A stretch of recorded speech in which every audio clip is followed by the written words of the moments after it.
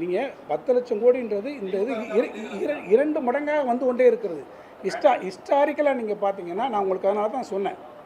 ஹிஸ்டாரிக்கலாக நீங்கள் பார்த்து வந்தால் இந்த பணம் என்பது இப்போ 57,000 கோடியிலேருந்து அடுத்து திருப்பி அந்த அம்மா வருகிற போது அது 1 லட்சம் கோடியாக வருது, அது 2 லட்சம் கோடியாக வருகிறது, 2.7ஆக திருப்பி அந்த பர்சன்டேஜ் கூடுகிறது. 4.85 இருந்தது, இப்போ 4.8 வரும்போது இது நான் இப்பயும் நான் சொல்கிறேன், இது நீங்கள் சொல்லியிருக்கக்கூடிய உங்களுடைய திட்டங்களை சொல்லணும். நாங்கள் கொடுத்துருக்கக்கூடிய இந்த திட்டங்கள் நேற்று சொல்லியிருக்கீங்கல்ல, இதெல்லாம் நல்ல திட்டங்கள் தான் அப்படின்னு. ஃபினான்ஸ் செக்ரட்டரி நல்லா சொன்னார், அவர் தான் சொன்னார்.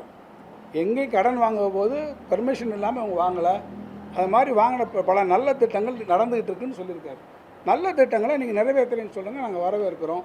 நல்ல திட்டங்களை நாங்கள் கொண்டு வந்த திட்டங்கள் நல்ல திட்டங்கள் தான் நீங்கள் சொல்லியிருக்கோம். இன்னும் கூட சொல்லப்போனால் இவ்வளோ பெரிய அறிக்கை சொல்கிறோமே சார், டபுள் டிஜிட் நீங்கள் சொல்கிறாரு, பக்கத்தில் இருக்க மாநிலமெல்லாம் சொல்கிறாரு. நான் கேட்குறேன், ஏன் டபுள் டிஜிட் வந்திருக்கேன் 11.9% நம்ம வந்திருக்கோமே இன்றைக்கி 8%, அந்த பர்சன்டேஜ் ஏன் சொல்ல மாட்டேறீங்க? இவ்வளவு கன்சைன்ஸுக்கு அப்புறம் தானே.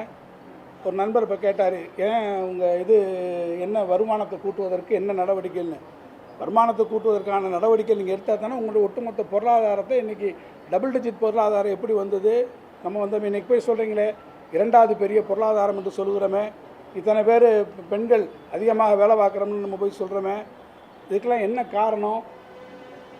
நம்ம நிதி ஆயோக் கூட்டத்தில் நம்ம போய் சொல்லுகிற போது தமிழ்நாட்டினுடைய ஒட்டுமொத்தமான நிதிநிலையை பெருமையோடு முதலமைச்சர் அவர்கள் சொல்கிறார்கள்.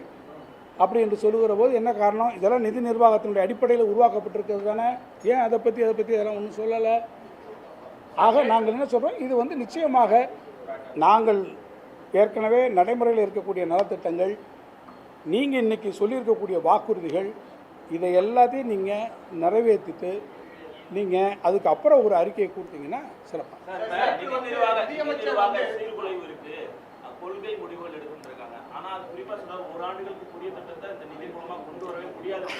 அதை தான் சார் சொல்கிறேன் சார், நீங்கள் ஆரத்துலேயே அம்பேல்ட்டீங்க, அம்பேல் அப்படின்னு ஒரு இதை எடுத்துட்டீங்க, எடுப்பிலே சொல்லிட்டீங்க. காரணம் என்ன? எங்கிட்ட எந்த புதிய திட்டங்களும் இல்லைன்னு இப்போயே நீங்கள் சொல்கிறதுக்கு என்ன காரணம்? நீங்கள் கொடுத்த வாக்குறுதியை நாங்கள் நிறைவேற்ற முடியாது என்று சொல்வதைத்தான் அவர்கள் இப்போது சொல்கிறார்கள். நீங்கள் இந்த திட்டங்களெல்லாம் நிறைவேற்றுவேன்னு சொல்லி தானே ஆட்சிக்கு வந்திருக்கீங்க. இங்கே இருக்கக்கூடிய இந்த ஃபிஸ்கல் ஃபிகர்ஸு, உங்களுடைய fiscal position of the state, இது புதுசாக அன்றைக்கி வந்திருக்கு. எங்களுடைய நிர்வாகத்தை முடித்து நாங்கள் கொடுத்துருக்கக்கூடிய இன்ட்ரீம் பட்ஜெட்லேயே நிதியமைச்சர் என்கின்ற முறையில் என்னுடைய உரையினுடைய பகுதியாகவே அது இடம்பெற்றிருக்கிறது. எனவே எந்த ஒரு ஃபிகரும் தமிழ்நாட்டினுடைய நிதி நிர்வாகத்தில் மறைக்கப்படவோ அந்த ஃபிகரை மாஸ்க் பண்ணவோ இல்லை. எல்லாமே ஆல்ரெடி எவ்ரி திங் இஸ் பேப்பரில் இருக்குது.